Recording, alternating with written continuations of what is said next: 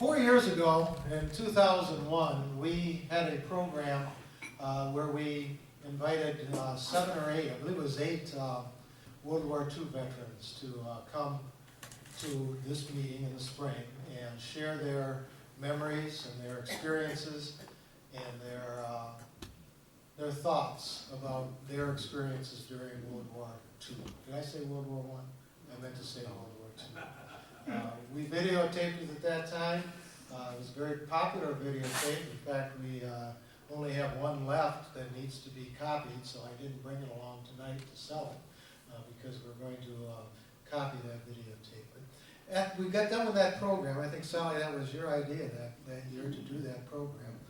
When we got done with that program, within a year or two, we started thinking about, well, the Korean War came right after World War II, and we should do the same type of program for the Korean War veterans and veterans from that era at that time. And so we began planning this maybe a couple of years ago in the talking stages. And for some reason, we got tied up in the 150th anniversary of the Republican Party last year and the 175th anniversary of the founding of the city of Jackson. We kind of got, I don't want to say sidetracked because we wanted to commemorate those two activities. And so this year we thought we'd better do the Korean War program because it's been 52 years now since the armistice was agreed upon. Actually, as we were talking at dinner, well, I'll let Ken talk about the historical context because that's what his job is. So tonight is the night that we've chosen to honor the Korean War veterans of the Jackson area who served in Korea. And so I'd like to introduce Ken Sluckabir, who is our moderator for this evening, and he's going to give us a little historical context at this time. Emphasis on little? Emphasis on, no, we've trained him. Ken talked about Pearl Harbor for 4 hours one day, but he's going to give us a little historical context. Thank you, John. Has anybody received this in their mail recently? A letter from Buzz Aldrin? You got that? This arrived at my house 2 days ago, and it's kind of interesting timing-wise. Take out the return envelope, take out the little thing where you mark how much money you're going to send to them. And here's the part that I wanted to share with you. Someone has started an effort to raise funds for a museum and a library for Korean War veterans, or the Korean War in general. And this is a solicitation that I just received 2 days ago for that purpose. But what this cover letter says kind of expresses, I think, why we're here tonight. So I want to read part of it to you. This is from Buzz Aldrin. It says, in 1969, Neil Armstrong and I became the first two men to ever walk on the moon. What most people don't know is that before I became an astronaut, I was a combat pilot in the Korean War where I flew 66 combat missions and shot down 2 MiG-15 jets. That's why I'm writing to you today. The Korean War has been called the Forgotten War. But the fact is, Korea was one of the coldest, bloodiest wars in world history. Over 36,000 Americans lost their lives in Korea, while another 103,000 were wounded. Yet some high school history books devote nearly as many pages to Betty Friedan and the feminist movement as they do to the Korean War. It seems for some, the Korean War is little more than an asterisk in American history. Well, those of us who fought there know differently, and I doubt very much if anyone here in this room would disagree with what Buzz Aldrin said here in this letter. We on the committee that organized this event for this evening certainly agree with that, and that's why we organized this event. And it's a pure coincidence that Buzz Aldrin was thinking the same thing that we were and sent this stuff out at this point in time. Incidentally, he notes in here that over 36,000 Americans lost their lives. The official number that I've seen in most histories is more like 33,000. And that's the number he uses on page 6 of his letter. Nobody's perfect. If any of you have not received this information and would like the address to which to send your contributions, see me later tonight and I'll gladly share the information with you. Buzz Aldrin refers in this letter to the forgotten war, and I think most of us who have studied anything about the Korean War have heard that terminology, and I prefer to think of it as the ignored war, because to me, forgotten is a little bit too benign, and it kind of suggests an unintentional and a non-conscious act, and I don't think that's the case. I think we have chosen consciously to ignore this history because it's inconvenient and it's uncomfortable. War histories are generally written to reflect the big picture, and any number of books have been written about the Korean War that do cover the big picture, and anyone who is interested in more information, I would direct you to the Jackson District Library because they do have in their collection a number of such books. Sometimes, though, we get more information and more enjoyment from hearing individual stories, and that's why we're here tonight with veterans who participated in the event to share with us some of their personal stories. But before we do that, I would like to give you a brief overview of the history of the Korean War so that we can put the individual stories into a context that hopefully will help it make more sense. In my study of the war, I identified three distinct phases of the war. It started June 25th, 1950, when the North Korean Army moved across the 38th parallel, which separated North Korea from South Korea. They invaded South Korea with the intention of incorporating all of South Korea into their own nation and unifying the Korean Peninsula into a single country again. For the next 6 months, the war was characterized by rapid movement, long-range movement, spectacular advances, and what many historians have described as heartbreaking retreats. In the first 6 weeks of the war, the North Korean Army pushed the South Korean Army and what few American advisors were present in South Korea all the way to the southeastern corner of the Korean Peninsula, into a little corner called the Pusan Perimeter. In only 6 weeks, they managed to almost completely overrun the southern part of the Korean Peninsula and win the war.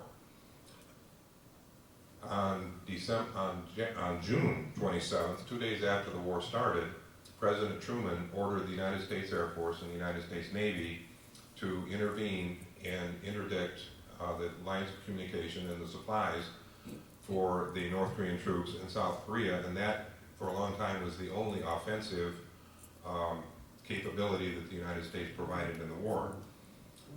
For another 6 weeks, the U.S. troops landed in Pusan along with some other troops from other United Nations countries, and they were able during that second 6-week period to stabilize the situation inside the Pusan perimeter.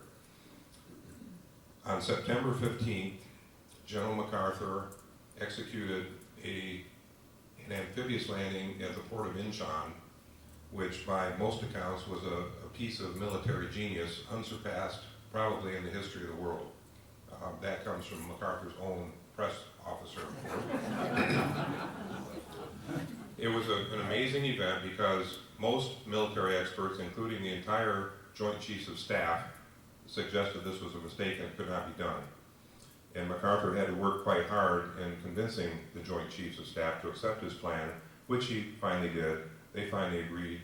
He attempted it, and he pulled it off in great fashion. And about the same time, the troops that were inside the Pusan perimeter broke out, and inside of 2 weeks, they had pushed the North Koreans essentially out of South Korea. At that point, the United Nations Command authorized MacArthur to go on across the 38th parallel into North Korea and attempt to reunite the entire country into a single nation under the auspices of the South Korean government. And by the end of the month of October, the UN forces had pushed the North Koreans all the way back to the borders of Red China and the Soviet Union. Unfortunately, that's the point at which the Chinese decided to enter the war. And by the end of December, they had pushed the United Nations forces all the way back across the 38th parallel again.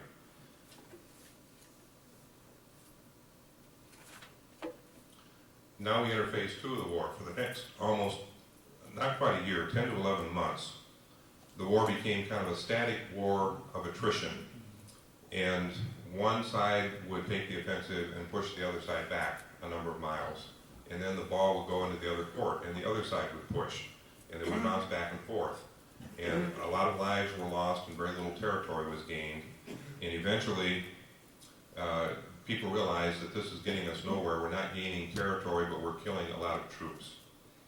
In the meantime, there was a flare-up of disagreement between President Truman and General MacArthur, and on April 11th, in 1951, President Truman fired General MacArthur. Third phase of the war was by the end of 1951. Ceasefire talks had begun in the summer of that year, but they'd broken off several times because they weren't getting anywhere. They resumed, they broke off, they resumed. But what had happened during this time period, both sides had built up such strong defensive entrenchments and whatnot in their side of what eventually became the demilitarized zone, that nobody could gain any sufficient ground without tremendous cost in lives. And so they bogged down into minor little skirmishes. The United Nations made a conscious effort to not do very much on the ground, but restrict their activities mostly to air attacks and naval bombardments, where they could inflict great damage on the enemy without doing great losses to their own forces. And this is the way the war continued until finally the armistice was signed in July of 1953. Hopefully this little history is going to be consistent with what we're going to hear from our veterans and their personal experiences in a few minutes. If not, please correct my history, because I'd like to be right, and if I'm not, please let me know. Do we have any questions before we get going with the rest of the program? Then you can have it back, John. Thank you, Ken. This time I'd like to call our guests up, and if they would take a seat at one of the chairs at the head table, we will then proceed with our program after that. At first, I'll call you up by individually, okay?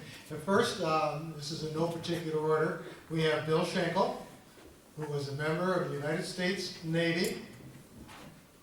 He was aboard the ship, the USS James C. Owens, and he gave me the number 776. Right. He was a damage control third class, and he was in Korea, or in the Navy from 1950 until 1954, and spent 4 months in Korea. Then we have Ken Brown. He was in the Army. In Korea, he was a sergeant first class, but then after his release from the Army, he was in the National Guard, where he retired as a chief warrant officer. He was in the Army, the 8th Army. In 1953, Ken was in Korea. We also have Jack Addy. Jack was in the Army. He was part of Joint Task Force 7 and was a corporal from 1952 to 1955. Please take a seat up here, Jack. Bob McClintock. Mr. McClintock was in the Army. He was in 987th Armored Field Artillery from 1952 to 1953.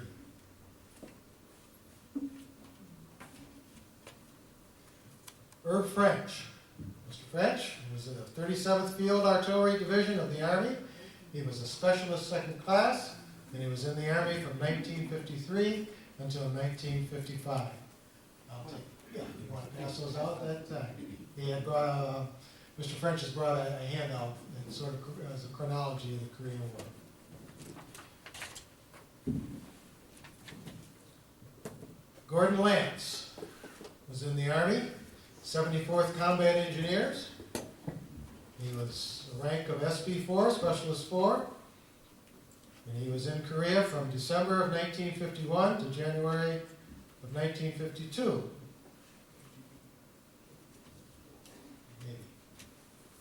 And finally, Stanley Lyon. Mr. Lyon. Okay, there you are. I don't know, we've got Navy and Army up here, but you're Marine Corps, so. Okay. He was in the 1st Marine Division and was a sergeant, and was in Korea from 1951 to 1952. And this is our panel of veterans that served in the Korean War era.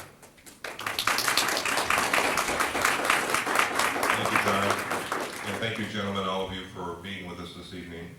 I should point out here that in the course of the war, there were 8 Army divisions that participated and 1 Marine Corps division, for the most part, not all at the same time, but that makes our panel very consistent with the history of the war itself.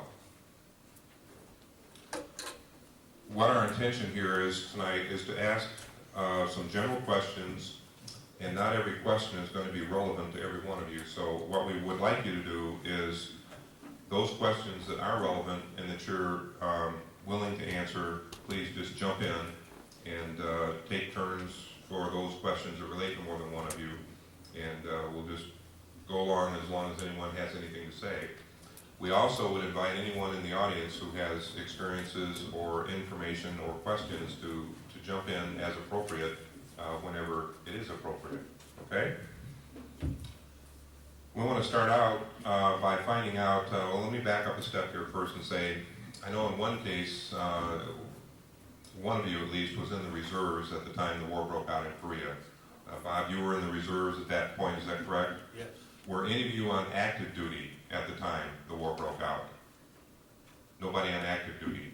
Were any of the rest of you in the reserve units at the time the war started? Then, in the reserves? Yes. Were you also in World War II? No. Okay.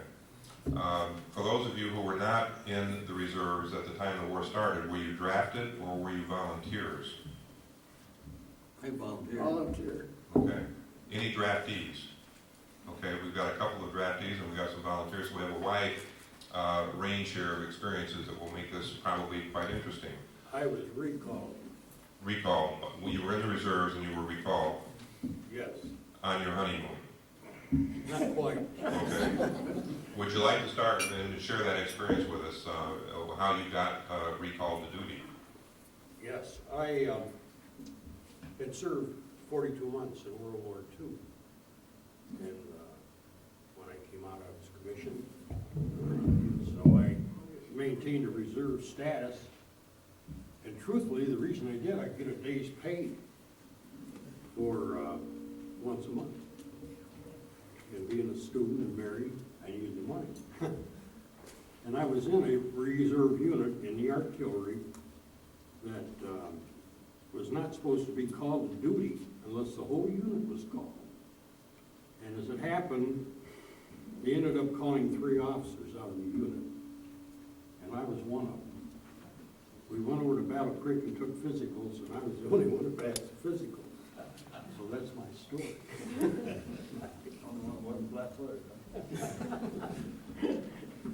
And when we spoke on the phone, I understand you had been married just shortly before that time period? No, I've been married. I had 2 children. Okay, I got the story wrong.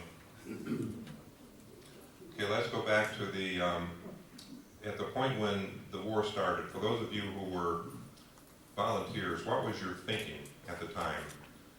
When we talk to World War II veterans, we frequently get a response that they recognized a threat to their way of life, the American way of life, something that might have been more obvious in 1941 than it was in 1951. But can those of you who were volunteers relate to us what your thinking was and why you volunteered?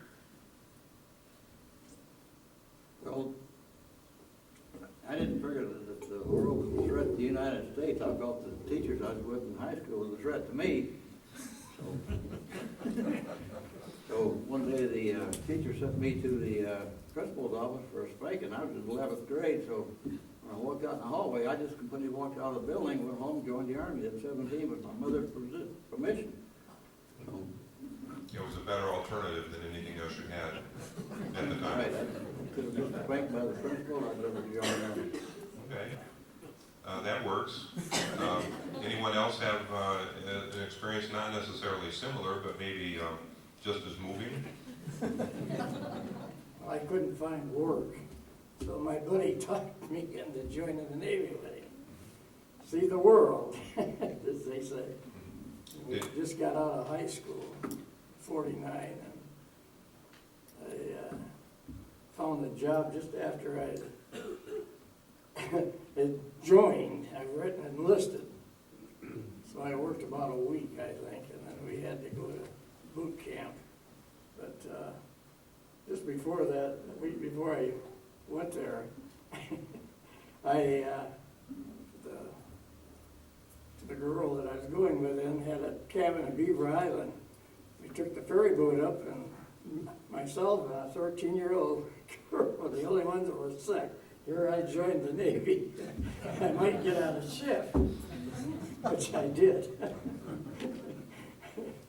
Was that your first experience on the big water? Yes.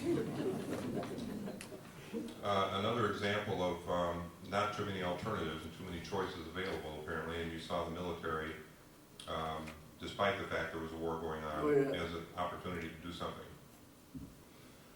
To those of you who were drafted, do you remember what your frame of mind was when you got a draft notice? What were you thinking? Go ahead. I was on the draft board to find out when it would be called, and interestingly, they said they couldn't find my file, so I said, well, I'll come back in a couple of years. But I got a call 3 days later, apparently my folder had been up, and they shut the drawer, and they opened it back up again and fell on the bottom. So I said, ooh, boy, you're way out of phase, you're going. And I really wanted to go into what I wanted to do. I was at Sanders, and talking about being kicked out of school. One of my best friends, 11th grade, had a little problem there, and so he got out of school, and the war was on, so he just got the only alternative still he had. It wasn't a real Russian patriotism. Most of them never did. Well, this was a time period now shortly after the end of World War II, obviously, and all of you gentlemen had lived through that experience, and you were old enough to remember the experience of the soldiers and the newsreels and the soldiers when they came home.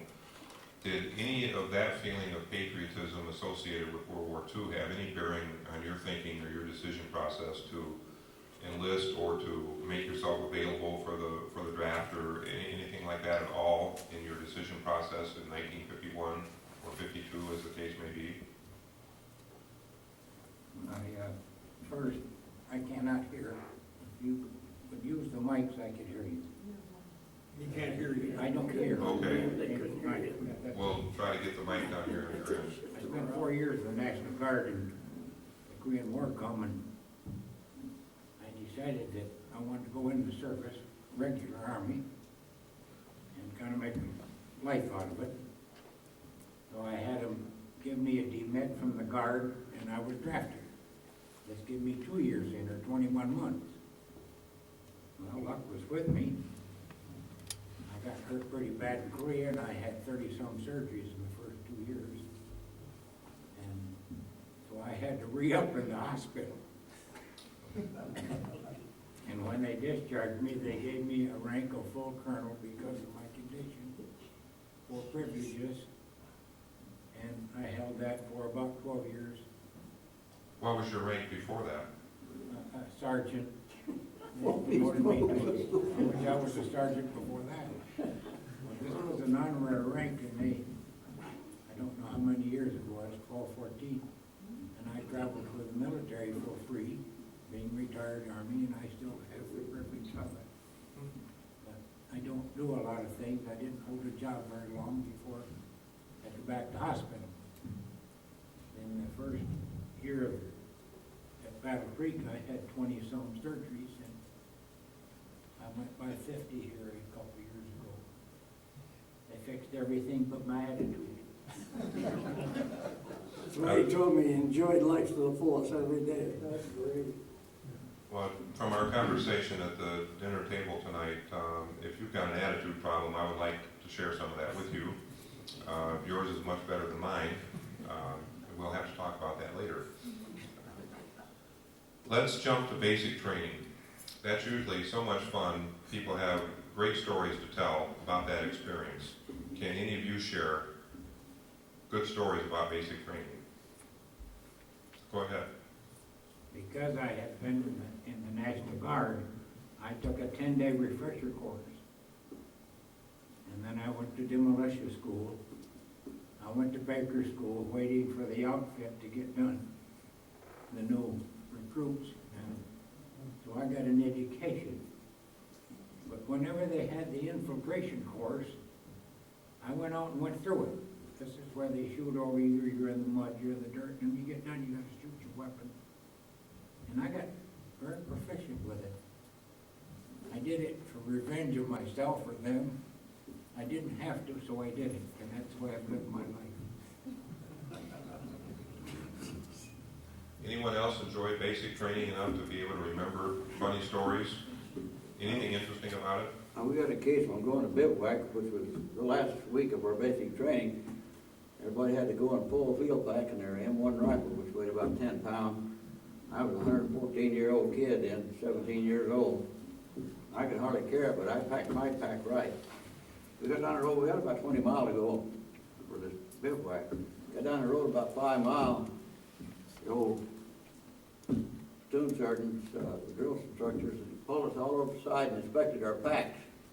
A lot of people had packed their packs with these number 10 tin cans instead of rolling all their equipment inside the pack.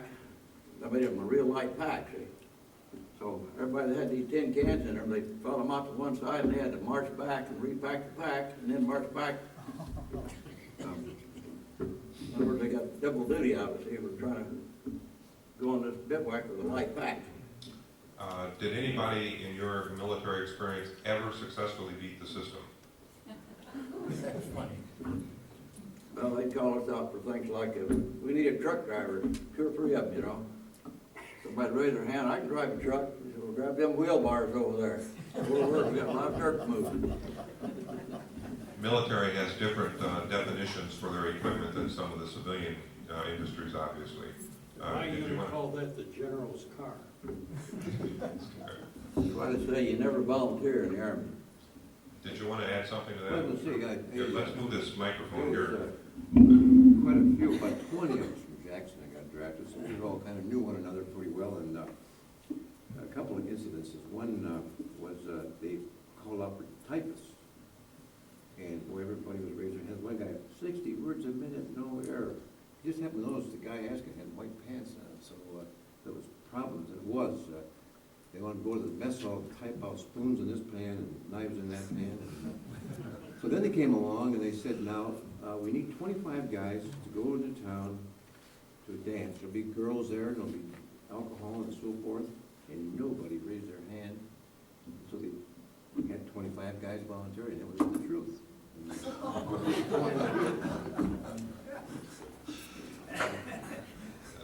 You want to add something to that? Yeah, a jump school, parachute, at Benning, they tell you stories. I was there twice. One of the stories is they had a fellow who wasn't, maybe all the faculties there, he was slow. And the first jump you make, they make sure you jump. They grab hold of it, and out you go. The next one, you do it on your own, and then you get your wings. When he got to the door, he said he didn't want to do it. And they said, we've helped you, you've helped us, we've learned from you. And if you will jump, make sure your lanyard's hooked up, make sure your reserve suit is, the handle is available. And because you've been a good sport, we're going to have a jeep down there to take you back to camp instead of you walking the 3 to 5 miles. So he jumped, said he would do it. And the lanyard broke, so he grabbed his reserve and pulled the handle off. And he thought to himself, I bet that Jeep won't be there either. That's some of the stories they tell. Was there any point, either in basic training or at some point after that, when you suddenly developed a realization that your life was different, that you're in the big war, you're not a kid anymore? Was there a revelation, an epiphany of any sort like that that you could share with us and describe the circumstances?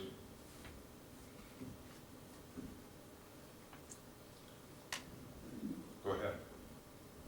When I got to Korea, they put me at a checkpoint Charlie, that's where the MPs check everything moving on the 4 corners. And they left me there, and they said, they'll pick you up in a minute, because they've got a dozer broke down, and you can operate it. So they picked me up, and I went up where they were at. It took us a while, and there was a dozer sitting there, it wasn't running, nobody knew how to start it. And they said, we wanted it driven forward off, and so I drove it off of it. An American had run over himself with a dozer, and I started the war crying. And I've been MIA, and I still cry. We all do. I go to MIA POW school twice a month, and it does help to talk to the boys. But you never get over crying, you never get over it. I've had about 3 nights in a row bad, and I never told my wife for 50 years that I was MIA, and she knew something was wrong. But it was 50 years before you actually told her about the experiences. I never told anybody because there's nothing nice to tell. If you got something nice to tell, you tell it, but you don't. Those of us who have experienced the war only through reading or seeing the few war movies that are devoted to the Korean War recognize names like Busan and Incheon, Pork Chop Hill, Bloody Ridge, things like that. Can any of you relate stories from your personal experiences of being involved in, if not in any of those locations specifically, at least in a combat situation that is something that you can talk about today? Anybody? Well, when I was in Korea, I was in Armored Field Artillery, which was a bastard outfit in the 9th Corps, which is in the 8th Army. But we were not attached to any division. You know, we were just a bastard outfit. They moved us to where they expected an attack to happen. So, like old Papasan Hill was another one of those places like it, in the Chorwan Valley. Those are Outpost Harry. Those are all big battles that happened over there. One of them in Outpost Harry, I don't know, it was an American unit was there, the Chinese overrun them, but even while our men were still there, the division artillery called down to fire all around. You can fire for 15 minutes on Outpost Harry. We had 6 guns in our outfit. Each one of them fired 10 to 15 rounds a minute. And we had 3 batteries in our battalion, and we had about 4 battalions in the group, so that's how many guns were firing on that hill. Now they was, you know, that hill was nothing but a big fire. Because just our little unit alone there fired 15 minutes times, well, it was 10 rounds a minute. That's 150, and we had 6 guns.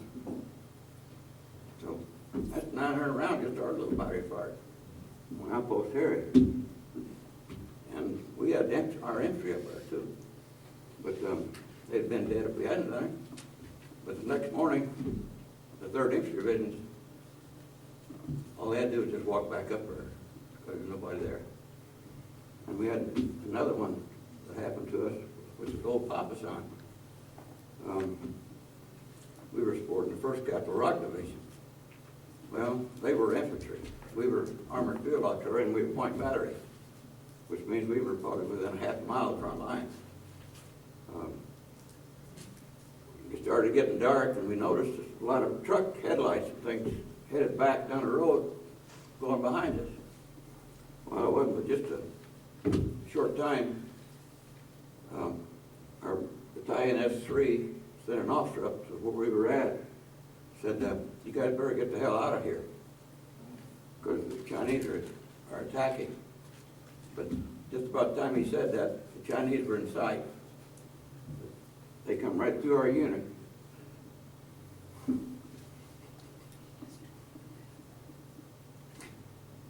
The next day, they estimated there was 50,000 Chinese. And that's all the warning that you had? Yeah, that was one of them small, minor skirmishes we have over there, see. It was 50,000 Chinese on a 5-mile front.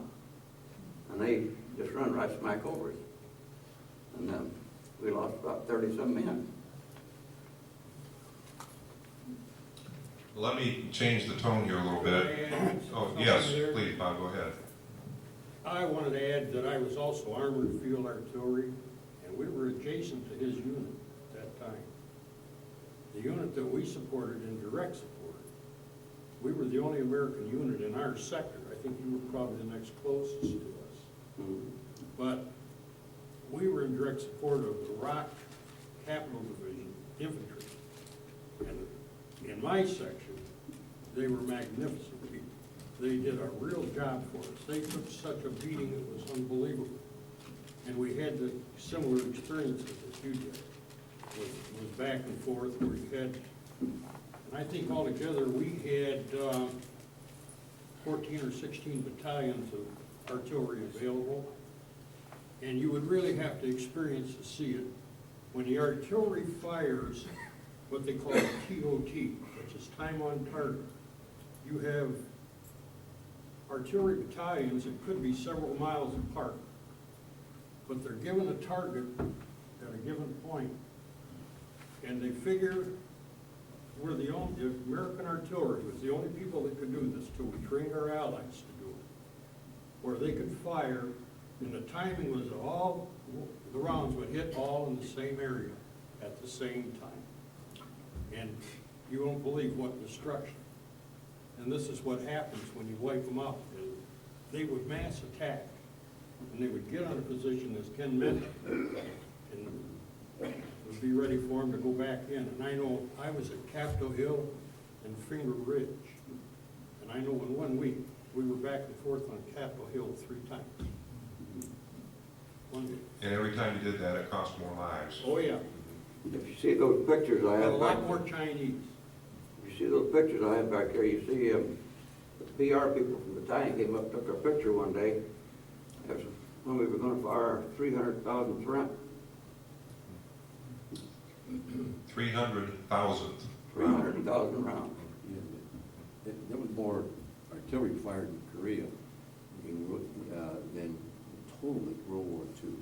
And American artillery, both in World War II and Korea, really was a pretty deciding factor. You couldn't, the infantry couldn't hold off those people without the artillery. And it,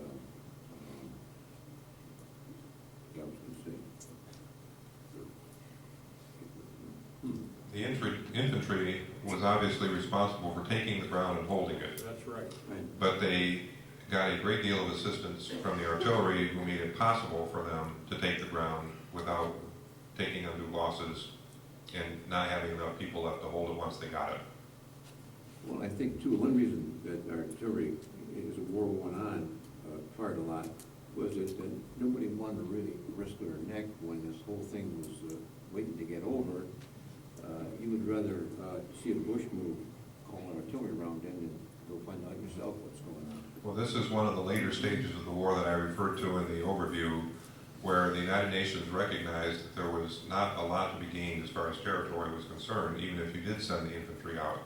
And so they did rely very heavily on air power, naval bombardment, and the artillery to just saturate the enemy-held areas with fire and cause as much casualties to the enemy as they could without incurring a great deal of risk to friendly forces. And so what you've said there corroborates my understanding of the history that I described earlier. Bob, I would like to ask you, based on your experience in World War II, as well as your experience in Korea, were there any significant differences in those two experiences? Can you contrast those for us, please? Yeah, in some ways there was a lot. In other ways it was, The Army's the Army. the Army's the Army. Yeah, In you're World right. War II, what theater were you in? I was never so cold in my life in Korea, and I was in the Southwest Pacific during World War II. So that was a big difference. The other thing is the Oriental mind is pretty consistent. People in our country don't really understand it. They're just vicious. Life doesn't mean to them what it means to us. And you have to be there to understand it, and our people will never understand it. Are you thinking in terms of atrocities committed against prisoners Atrocities of or war? whatever. Okay.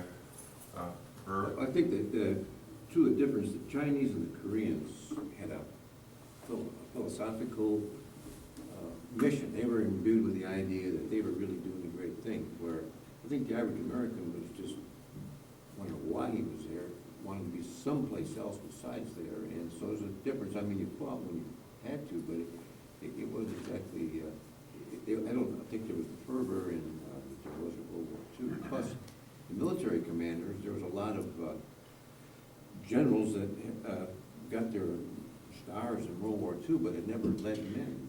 General Gay, who was the first cavalry general, was on Patton's staff, but he'd never led men before, so he was a little mystified. Second Division, that general had never led troops, and they just, as well as one guy said, when the second was going to come over, they just turned the vacuum cleaner on and sucked everybody up, cooks anybody, and handed them a rifle, and so it was there was a lot of problems in the beginning, and probably I had a lot of different ideas until I read, particularly this book here, In Mortal Kombat by John Tolman, and I didn't think too much of General Walker at the beginning, 8th Army General. Like everybody thought that MacArthur walked on water. Turns out that I find that General Walker was probably one of the best generals, along with General Ridgway. General MacArthur, he made a lot of bad decisions. Inchon, that wasn't his idea. It had been designed months before. The goal in Korea was to destroy the North Korean army. And General Walker wanted to invade, on the back of the sheet there, this little town begins with K on the coast. But anyway, that's where Walker and General Collins and a couple other joint staffs wanted to invade, because they were going to come right in behind the Pusan perimeter.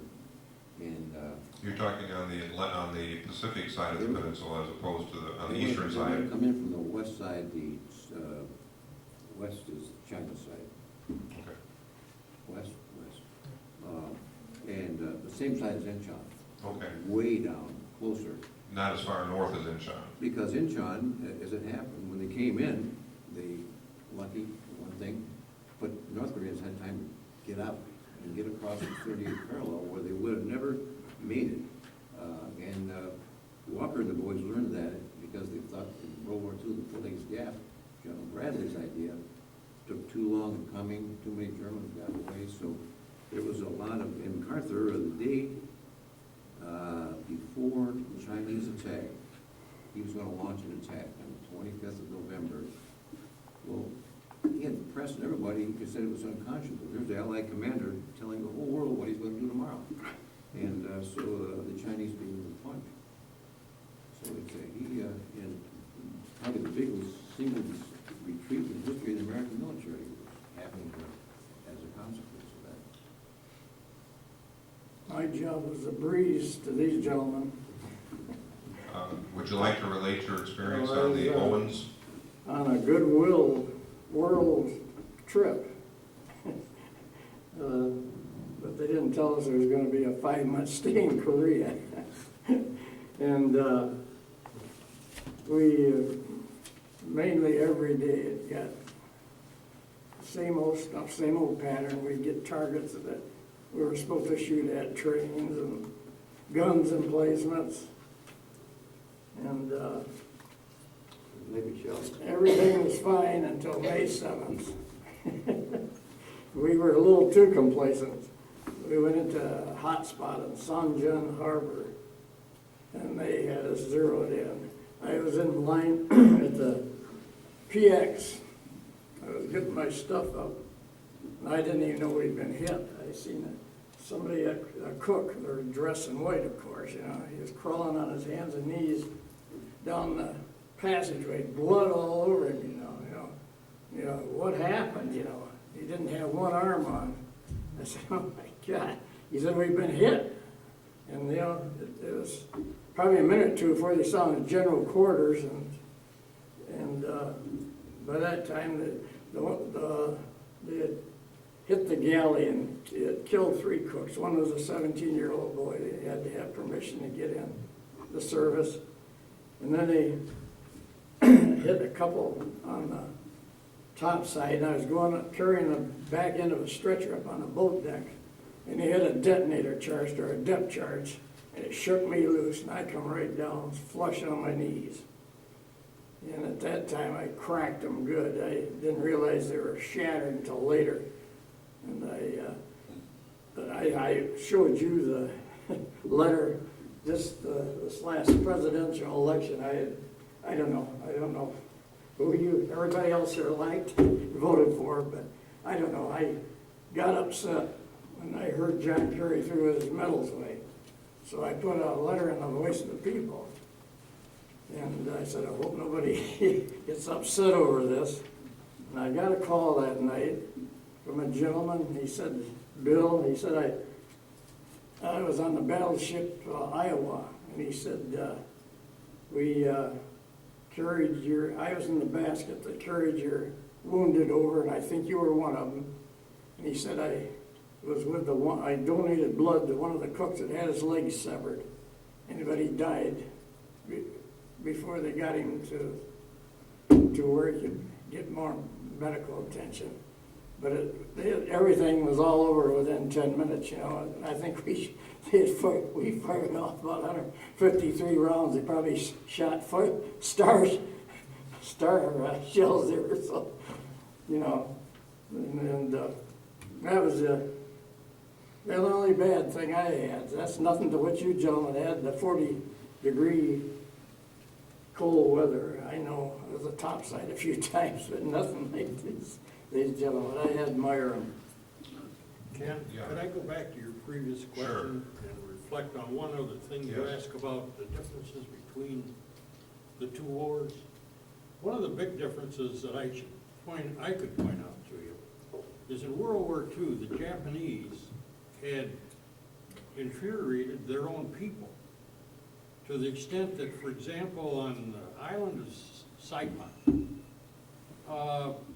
before we were able to take that island, the Japanese had the local population so well,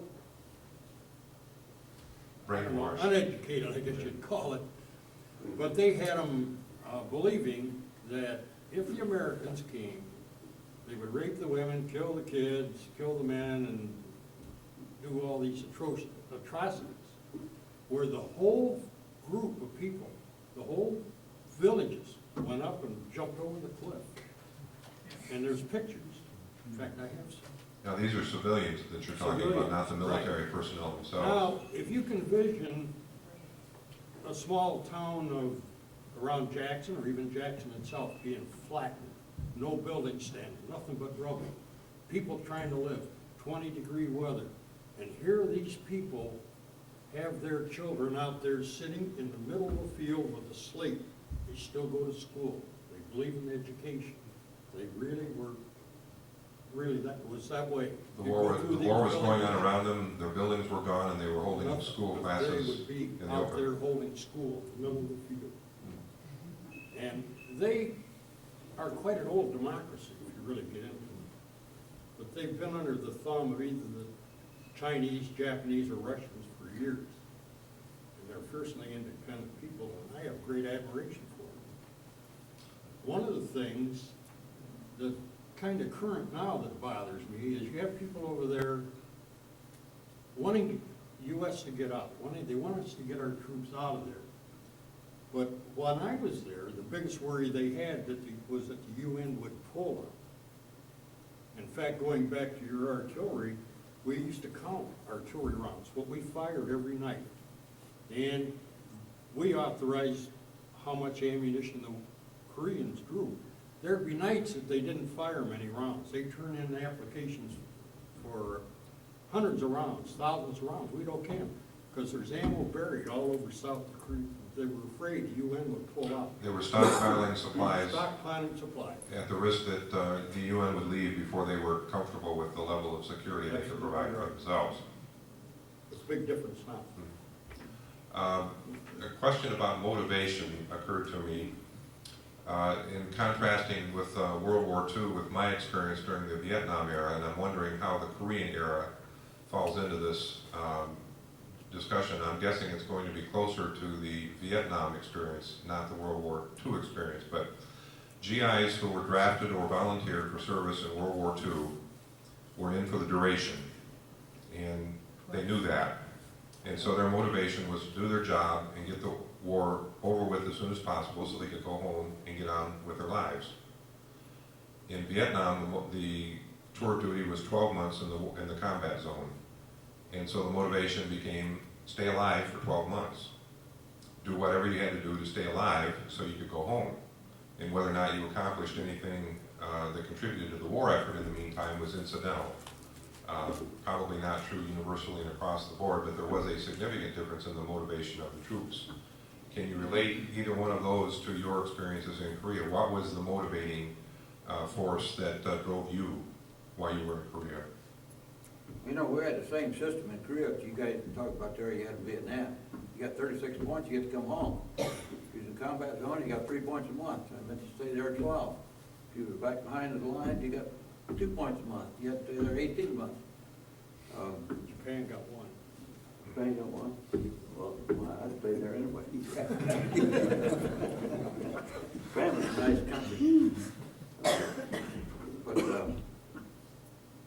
my train of thought is, I don't think that our American soldiers let down on a job to try to stay alive, you know, like you say, just because they want to stay alive for 12 months and get back to the States. I think they done their duty just as well as it was in for the duration. Because I only seen one guy that I think didn't do their duty over there at the time we were in the combat zone. One person that you thought did One not do person, their I duty? said, he's not doing his job, and the first sergeant kicked the tar out of him. His motivation changed His after that, did motivation it? changed when the first sergeant got a hold of him. Well, let's go back to the climate. Bob, you mentioned that a little bit, and there were some other comments also about the cold. The climate in Korea is kind of notorious, from my understanding, hot and dry in the summertime and excruciatingly cold in the wintertime. And for those of you who were there during the winter, this must have affected your life, how you lived it, and how you fought, everything you did. Could you comment at all on how the climate affected you? When I got to Korea, we went into Incheon.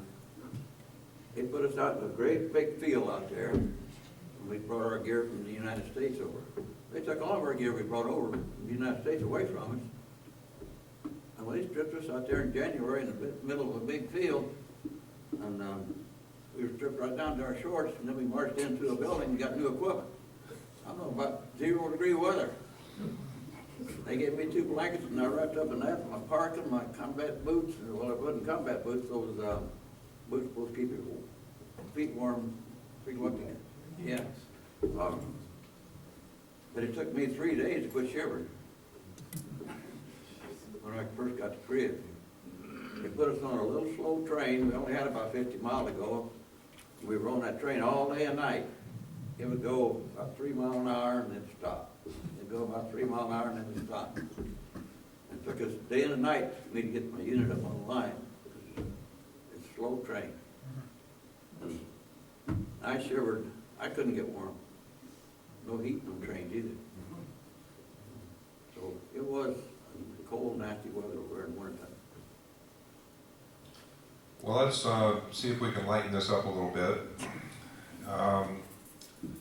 There were a number of historic figures present in Korea, such as General MacArthur. General Eisenhower made a visit to Korea after he was elected to the presidency, but before he assumed the office. Did any of you have any brushes with these celebrities, either military or perhaps civilian USO entertainers? Bob Hope, perhaps? Marilyn Monroe. Did you meet her? I didn't meet her, but I was within about 15 feet of her. Within 15 feet of Marilyn Monroe. Yeah. Eddie Fisher came through with a male group to entertain us. He had 2 or 3 fellows with him.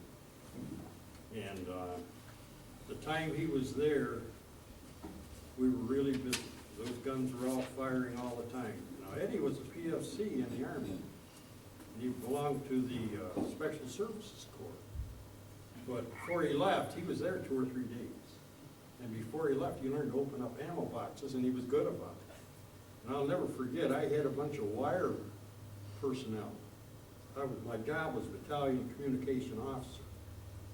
And I had a bunch of wire personnel that lived in the bunkers, and they all played guitars and played harmonicas, and Eddie Fisher bunked with them, and he fit right in with them. I have to give him credit.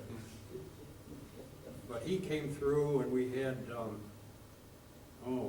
Russell, I can't, another movie guy and his wife, Jan Sterling and her husband, came through and put on a show for us. But, other than that, nobody else came up where we were. Nobody can top Dick getting, Concino, the squeeze box guy, he came up to our group unit, but most of us didn't get a chance to see him. and nobody can top getting within 15 feet of Marilyn Monroe. She didn't show in my ear. Well, I tell you, there were so many GIs there at the show Marilyn Monroe that you look out across the hill, and it was just covered with GIs. If the Chinese wanted to win the war, that'd been the time right there. Really wasn't nobody on the front line. Did anybody have any really humorous experiences, or something that you would maybe even call ridiculous? I don't want to dominate this, but I had the most ridiculous thing that could ever happen. I never ever signed up for the draft because I enlisted when I was 18, even though I was in college and whatever. I served 42 months and in World War II, including the Pacific time. I served another 2 years in Korea, and I get home and I'm getting notices from the draft board. I throw them in a basket. And I kept getting them. And finally I got a registered letter that said they were gonna come out and arrest me if I didn't come down and register. So I called them. I said, what are you guys talking about?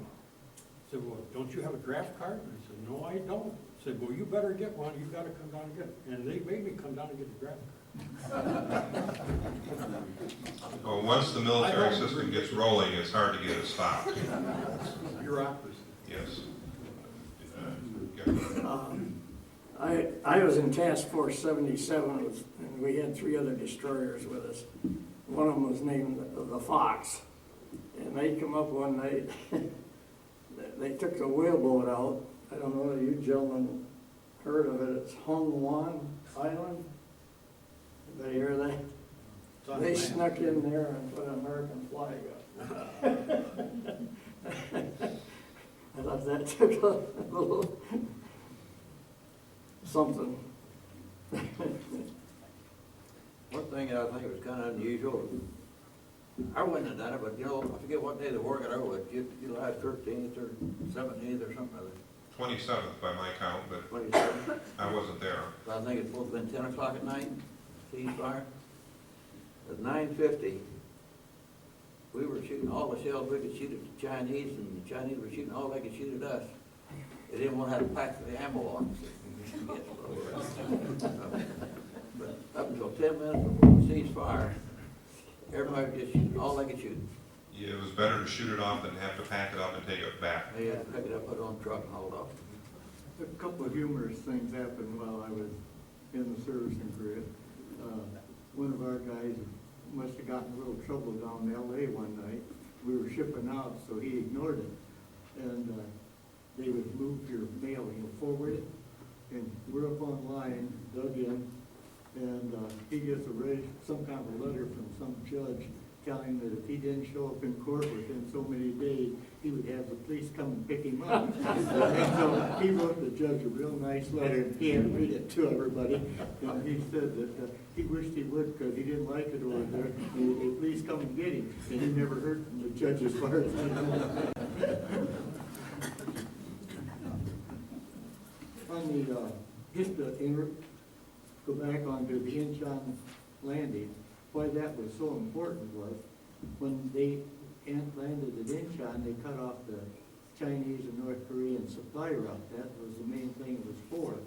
And that's why it was such a success, because they could do it. They didn't think they could land there and do it, but they did.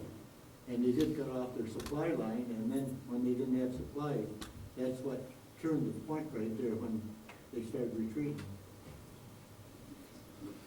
In our current popular culture, probably the most pervasive example of the Korean War has been a movie and a television series called MASH.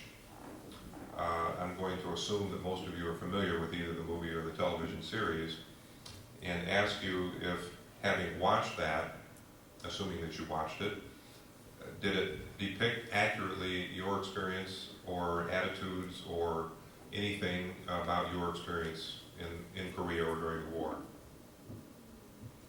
I'm quite sure that all the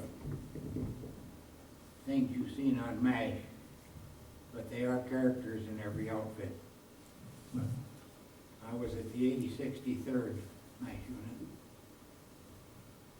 after I was MIA, and when I watched the MASH show, it said they transferred the worst wounded to the 8063rd. I'll tell you a little bit about it, but they left me when in the war, if you gotta pick up 10 guys, but you can only take 9 or 8, they leave the worst wounded to die. And the reason for that is they can fix 3 while they was fixing me. They told me this afterwards. I was tied to a gurney because I had very hard seizures, fits. They had gave me penicillin, which was new at that time, and I had internal hives causing me to erupt my whole system. My records show that I had a seizure for 23 minutes once, and I should have died according to the medical records. But my neighbor lady done this. I blamed her for me coming home because she prayed for me every day. And when they had me tied to the gurney so I wouldn't hurt anybody, they bugged out and left me. I soiled my clothes, I had no water, no medicine, no food. And I had gangrene when they come and got me. And it took 24 days for me to know who I was all the time. And I lost 84 pounds, and that's strong. And when I finally got home, my brother didn't even know me. And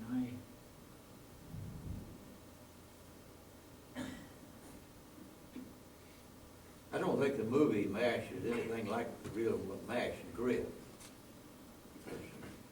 I've been back to MASH units in Korea, and I didn't see that woman back there. Or all that joking going on, stuff like that. What you seen back in these MASH units, if you seen doctors and nurses and things, they were women there. But they weren't cutting up and taking showers together and all that stuff like that, you know. You'd see body bags out there with dead people in it. And, it's not like you see in the movies. I spent some time in the MASH hospital, and I went back on a cracker box ambulance with a bunch of them. And we got back here, and I had gotten shrapnel on my leg, and I had infection, and it was pretty bad. And they came through, and I was sitting on a cot, and it wasn't like MASH, that's what I want to say. It was an army doctor, and they cut my leg back, or pants and everything, and I seen him take some surgical rubber, and I wondered what he was doing. He took a pair of looked like needle nose pliers, and rammed that rubber right up into my leg with nothing on it. And I thought I was going to pass out, and he said, "Put your head between your legs and breathe through your mouth. You'll be all right." And he started giving me antibiotics, and it got okay, and I went back to my unit. But I didn't see no nurses, I didn't see nobody but a couple medics and a couple doctors around there. Well, as you're aware, we're videotaping this presentation tonight for the historical record. And you have an opportunity here, if anyone cares to take it, to impart wisdom based on your experience, or anything else you would like to say for the historical record for those of us who will be sharing this with future generations. Do any of you have any anything that you would like to add at this point in that regard, please go ahead. I would like to say that my feeling is, from having gone through what my experience has been, down the road in the future, that somehow, some way, our government does not get involved in a war they don't intend to win. That bothers me. And I think that it's a mistake to enter something and then fiddly-diddle around, either do it or don't. If I remember the history correctly, that was basically Douglas MacArthur's attitude in 1952, and Harry Truman disagreed with that. Would anyone care to comment on that particular incident, on where you stand in the argument between Mr. Truman and General MacArthur? Well, you know, one thing that I'm thinking about on stuff like that is, granted, MacArthur wanted to win the war. The president didn't want to win the war. I think there's two things involved in that. One of them was to stop the spread of communism he wanted to do, not let it get any farther. But the other thing behind the whole thing was to break Russia. Because Russia so much to fight these little wars that the United States is getting involved in, and it really did, it broke Russia. It was designed to break them monetarily. And when they reached that point, that's when the stalling over the armistice discussions finally broke, and they agreed to sign the armistice. After several months of arguing about minor points, I think what you just said is a good reason why they finally agreed to the armistice when they did. For one thing, Joseph Stalin had died, and he was no longer calling the shots in the Soviet Union, and the people who took power in the Soviet Union then probably saw what you just described, and saw that it was to their advantage to stop the nonsense. Well, I think it breaking Russia went all the way up through the Cold War. They couldn't keep up with the defense of the United States. They couldn't supply the Vietnamese with weapons without spending a lot of money for it. So finally, Russia just more or less gave up, and they could not outspend the United States. I think the politicians had it designed that way. One of the problems is that, don't let me forget about the context.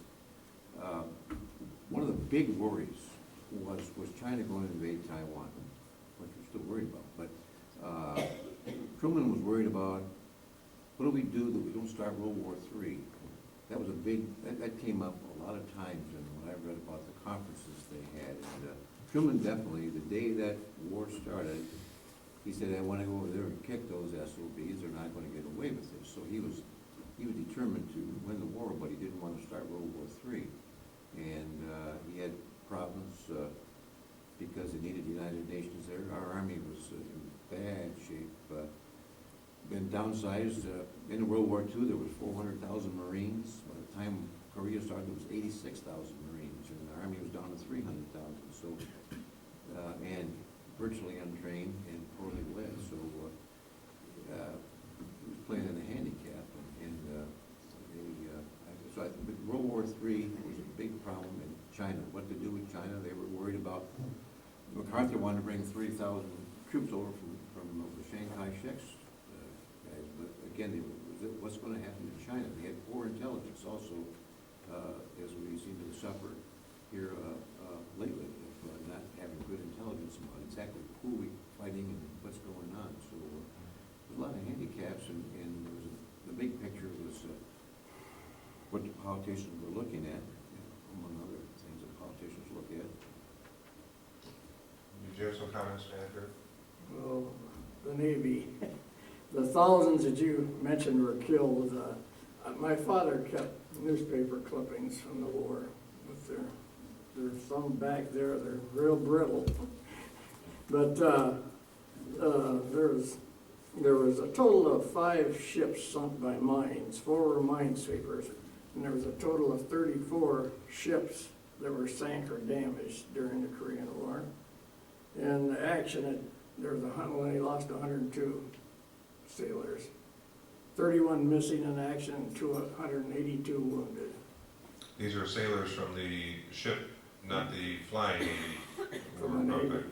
Let's see, that was a minimum amount to what was lost, but, you know, very. Ken, my take on MacArthur, Truman debate was a little different than Ken. I personally felt that, and still do feel, that MacArthur was probably one of the greatest generals and one of the greatest minds, and he was right militarily. But I can tell you that any junior grade officer ever disobeyed a direct order from their superiors, he would have been hung from the first palm tree, from where I was. And yet, he directly disobeyed his superiors. Yeah. So I can't say that he was right, because he was only one person. And now you got the Joint Chiefs of Staff who are made up of, really, a group of geniuses. And like I said, I have all the respect in the world for him, but I think he was wrong in disagreeing with Truman. Do we have any comments from the audience, questions or comments of any kind before we wrap our program up for tonight? Please. This is kind of hard to ask because just sitting here and listening, I know that you're remembering everything that ever happened. But when you came back, were you able to compartmentalize that and put it behind you, as it were, and get into civilian life fairly easily? Or has it really colored everything that's ever happened to you? Can everybody hear the question? Yeah, I think so. I don't think I had a problem, Justin. Of course, a lot of times I'll think back on things that happened, but I don't think it really affected my life. Got older, it didn't cause me to go nuts or anything like that. Sure you had nightmares though, didn't you? Yeah, I didn't have no nightmares, Didn't you? I didn't have any nightmares. Very fortunate. I had a few bad experiences waking up like that, but it gradually went away. I couldn't hold a job because I'd have to go back and have more surgery. And every time I did, when I was idle, I had problems. And everybody down at VA that goes to the POWMIA, we had the same problems. We've had the same problem. In the last 2 nights, as I mentioned, you go through what you call mental and physical health. You get up and you don't know what to do. You lose your balance. I don't walk good. That's my scooter at the door. I've been quite bad lately. I like to go to coffee every day. There's a man in here that I go to coffee with. One of the things maybe is I go twice a month to my APOW school, and they bring up this. And they tell me in time that I'll get over it. But more, not all the period. Were you Down at to POW? the VA hospital, there's a saying that's probably so, that the government takes pretty good care of us. If you care, they care. If you're nice, they're nice. You could sign a card complimenting someone for doing a good thing to you and being nice to you, and turn them in for being nice, and it's an honor to them. But we think the reason the government didn't pay us when they should have, for what was the matter with it, I drawed 1/3 of my pension that I was entitled to. And now they're gonna pay me for it. Well, our saying is not nice. They're just waiting for us to die to get us the hell out of their way. And a lot of guys feel like that. When you're hurt, you say and do things you wouldn't do under normal circumstances. But everybody that comes to the POWMI says the same thing. And it's hard to get them to be jolly. I try it, but it isn't very nice. Dr. Carr? I was the chief medical officer for a base hospital in Boise, Idaho. They were supposed to send me to Wheelus in Tripoli, but they never got around to it, so I was in charge of training a cloak and dagger bunch for Mats and their ARC squadron.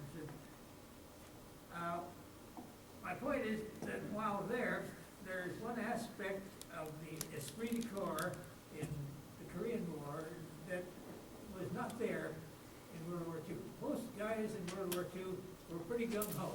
It was a job, it had to be done, and they were all for it. In the Korean War, there was a huge number of those who, after discharge from the Army in World War II, they joined the reserves. And they were hauled back, kicking and screaming into the Korean War, and it was pretty catastrophic. I was counseling dentists and doctors and flyboys every day.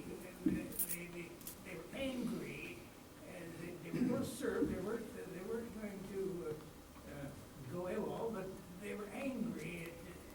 Their careers, which they had just started, were interrupted. Now, you guys that have really been kicked in the butt, you may not feel too sorry for people like that, but if a professional person was just getting started and then they're back into service again, they didn't like that one bit. You can perhaps understand that. So that was the ugly undercurrent that was noted during the Korean War that was not there in World War II. When he speaks of this column, I see there's something missing in the chronology. And that was when President Truman froze the reserves. I had joined the reserve in college after going on the GI Bill, inactive reserve. Assurance that I would never serve until they called the active reservists. Right. Bang. Wrong. I was one of the first ones called. Yeah. And I was just recently married, and so I went off to Korea. But when they called me up, I went to Philadelphia, to the naval base. I was there for almost a week, wearing the clothes that I had on my back. They didn't even have uniforms. They weren't any more ready to call us to duty than the man in the moon. There were the most angry people. We had one fellow who had been in the Navy. Now he said he was a Jehovah's Witness. He laid dead. He wouldn't even move. He says, I'm not going to move. So a little while later, when they moved him out, I don't know where he went. But anyway, a couple of interesting things. I went to Korea on Christmas Day, 1950. And in Incheon, you may have heard of the USS Missouri, battleship Missouri. That used to sit in the harbor and fire broadsides from Incheon into Seoul, about 23 miles. Now those shells are, they say, about the size of a Volkswagen, or about the weight of a Volkswagen. They're firing three shots all day long. There would be aircraft doing the range finding. Helicopter would go up, you see it go over the mountain, come down, and then boom. And Missouri was doing that all day long. And so we had a good ship. I was on a repair ship. And we landed 25 tanks. These were all Marine reservists from World War II. All experienced guys. We took them into the harbor, and they went across the Han River into Seoul. And of course, we never saw them again. We heard that almost all of them were killed. And so that was a wicked war. I didn't have to. I had a warm bed, and so I never knew what it was to be that cold. But it was a cold place. Well, thank you for sharing your experience with us, Bill. Ken, I think one of our panel members was at any retalk when the hydrogen bomb was tested. We haven't heard about that. Yes. Would you like to share that with us, please? In 1952, when I graduated from high school, I enlisted 2 months before graduation. Within a month after I graduated, I figured I was probably gonna go to Korea, but I ended up going to Eniwetok for the hydrogen bomb test, which was, I think, the beginning of the Cold War. And now, 50 years later, it looks like North Korea and Iran, it's going to be the start of another Cold War. And political aspects of it and everything, but however, my experience, I wasn't in combat. I flew over Korea once, but I was in the South Pacific and it was hot. But we went through 7 hydrogen bomb tests, and it was pretty awesome to see and witness. It was a joint operation, Army, Air Force, Navy, and Atomic Energy Commission. And they tested for 1 year. And I had a lot of experiences, but I didn't have the experiences these gentlemen had. It's awesome to see the power of a hydrogen bomb and what it can do. That they just released a film in the late 1980s on Bikini Island in the A-bomb test and the results. And I've seen some of those guys that was over there that had radiation burns.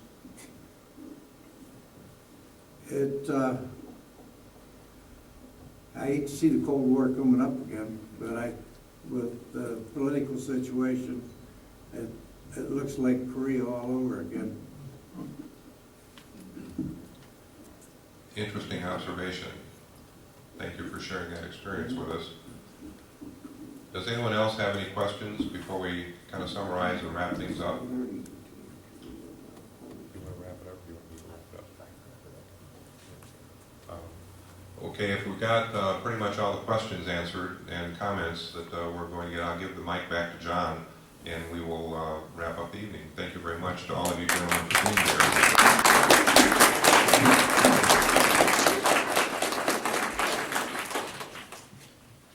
At each place setting tonight, there was a postcard, and please take a postcard. The postcard is a picture of the Korean War Memorial in Washington, D.C. I haven't seen it personally, but I've talked to people who have seen it. It's a very moving memorial. Someone tonight mentioned that it's just like watching soldiers coming through a field to you. And so please take that postcard as a gift from the Historical Society to you as our guest. The post office also has a commemorative lapel pin of the stamp that is on that postcard. So I'd like to give each one of our panel members one of these commemorative pins as a gift from us for participating in tonight's program.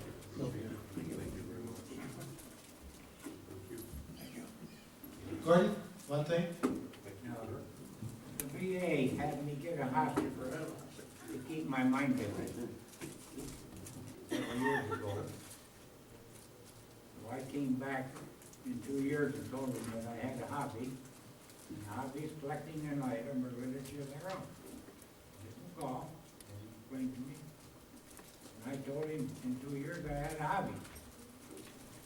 I also built a museum in Leicester. And I said, I'm collecting barbed wire. He said, when was the last time you was admitted to the mental ward? But I'm glad you got a hobby. But there's a rumor that I charge women $1 and men get in free. That is a rumor. And I heard you on public radio not 2 weeks ago, or maybe That's 3 right. weeks ago. Gordon was on public radio talking, I think it's called Stateside. And they were interviewing you about your museum. It's right on Fitchburg Road, just before you get into Leicester, so there's a plug for it. Well, first of all, gentlemen, I'd like to thank you for taking part in our panel discussion tonight. But more so, I'd like to thank you for your service to our country. 50 years ago, we wouldn't be here today if you weren't what you were 50 years ago. Thank you very much.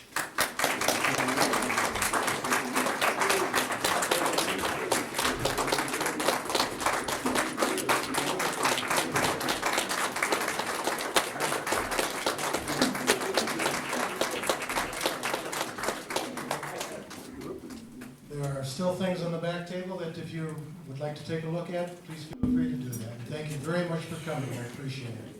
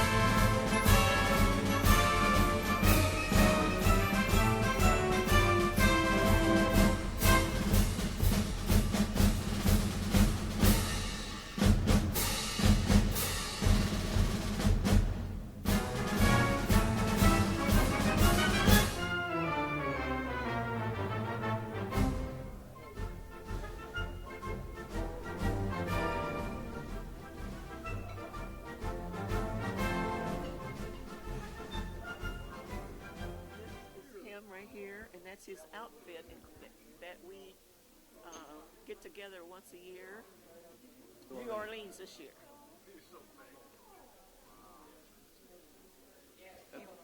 This is the outfit he was telling the stories about tonight. Do you meet every year? Yeah, Once a You year. go every year? every year. And it changes? You go different places? Yes, we go 300,000 around. Remember me saying that?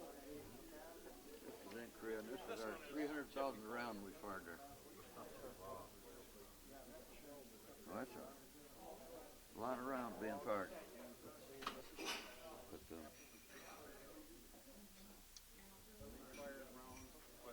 there's a 38th round right here, 201, see? It's in our outfit.